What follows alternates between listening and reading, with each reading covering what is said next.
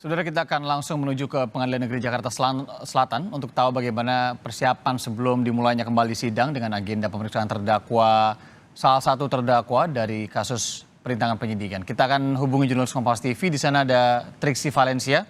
Triksi, tadi sidang yang dihentikan adalah sidang dari terdakwa Arif Rahman Arifin. Kemudian apa detail-detail yang mungkin bisa Anda ceritakan dari sana? Kapan dilanjutkan kembali dan agenda sidang selanjutnya apa? Ya, Irianda. Jadi kalau untuk persidangan terhadap terdakwa Arif Rahman Arifin ini sudah selesai dan saat ini memang sedang dilakukan doorstop gitu atau mendengarkan keterangan dari penasihat hukum terdakwa. Kalau tadi melihat bagaimana jalannya persidangan, ada beberapa momen yang cukup menarik, Irianda. Tadi yang pertama adalah ketika Arif Rahman Arifin atau terdakwa ini tiba-tiba menangis ketika sedang menjelaskan begitu. Ketika penasihat hukum menanyakan jarak atau waktu ketika Arif Rahman Arifin melihat dari rekaman CCTV bahwa Brigadir Yosua ini masih hidup, lalu kemudian kenapa tidak diberitahukan karena jaraknya cukup panjang atau jauh gitu. Lalu kemudian Arif Rahman Arifin ini tiba-tiba menangis dan mengatakan bahwa dirinya merasa terancam. Lalu kemudian yang juga menarik adalah pada saat momen tersebut Hakim Ketua atau Ketua Majelis Hakim ini menyebutkan bahwa kenapa Arif Rahman Arifin ini diperiksa atau ditanyai sebagai terdakwa pertama kali atau di agenda pertama. Ini dikatakan bahwa dikatakan bahwa Arif Rahman Arifin ini memiliki indikasi kejujuran sehingga diminta untuk memberikan keterangan pertama kali di agenda pertama yang dimulai tadi sekitar pukul 10 waktu Indonesia bagian Barat. Lalu kemudian juga ada informasi lain lagi yang kemudian menarik adalah ketika Arif Rahman Arifin ini menyampaikan bahwa dirinya merasa aman, keselamatannya ini terjaga ketika sudah di dalam patsus. Memang tidak menyebut secara eksplisit siapa atau mendapatkan ancaman dari mana, tapi yang disampaikan adalah ketika dia sudah dipatsuskan, dia merasa keselamatannya ini terjaga atau terlindungi begitu, Irianda.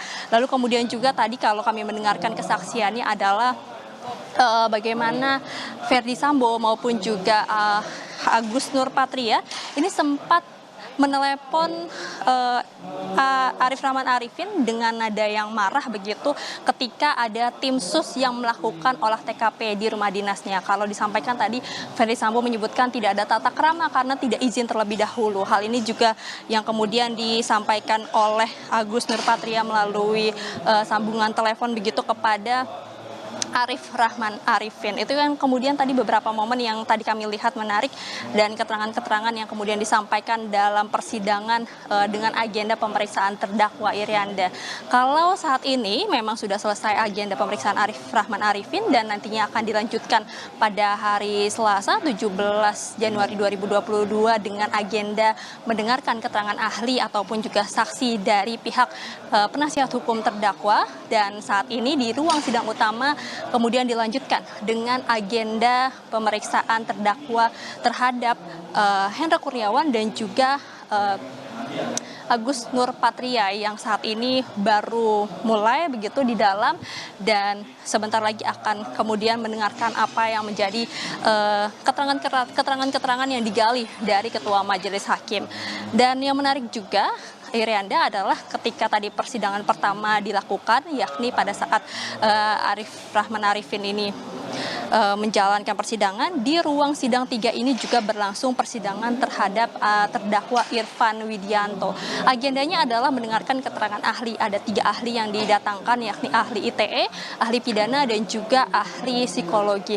Kalau saat ini memang masih berlangsung pemeriksaan atau mendengarkan keterangan ahli dari ahli psikologi begitu ya.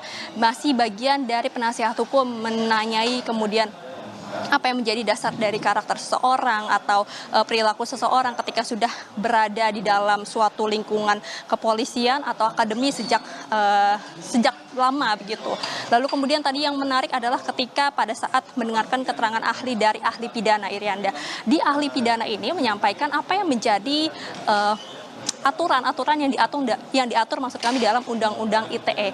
Dari yang disampaikan adalah bagaimana aturan dari Undang-Undang ITE ini adalah memayungi semua tindakan atau perbuatan yang berhubungan dengan sistem informasi.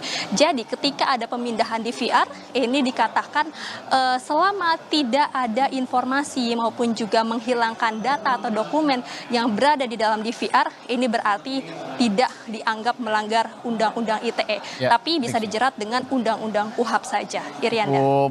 Panjang tadi ya diskusi, saya ingat juga ketika Arif Rahman Arifin ditanyakan soal atau pembahasan soal yang tadi Anda sebutkan. Triksi Valencia, silakan melanjutkan tugas Anda kembali di PN Jakarta Selatan. Terima kasih atas laporan langsungnya.